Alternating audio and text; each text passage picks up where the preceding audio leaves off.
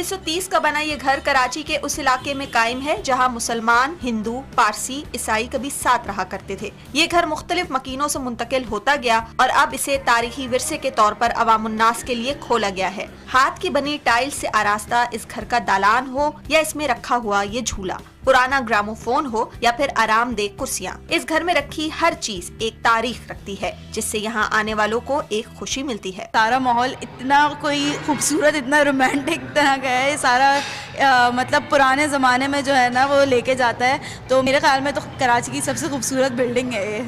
इस घर के एक हिस्से में कैफे बना है तो बलाई मंजिल पर 2000 किताबों से आरास्ता एक कुतुब खाना, जिसका इफ्तिताह कॉमेडियन और सोशल मीडिया स्टार जुनैद अकरम ने किया। घर के एक हिस्से में बानी पाकिस्तान की अपनी अहलिया, हमशीरा और बेटी के साथ रिश्ते को उजागर करने के लिए ये बनाया जाने वाला कॉर्नर नौजवानों की तवज्जो का मरकज बना हुआ है। गहमा गहमी से भरपूर जिंदगी और शहर के वस्त में कायम ये कदीम घर नौजवान नस्ल के लिए एक पुरसुकून गोशा है, जहां आकर उन्हें न सिर्फ अपनी तारीख का पता मिलता है बल्कि उन्हें ये महसूस होता है कि वो अपनी सलाहियतों को यहाँ आकर जिला बख्श सकते हैं।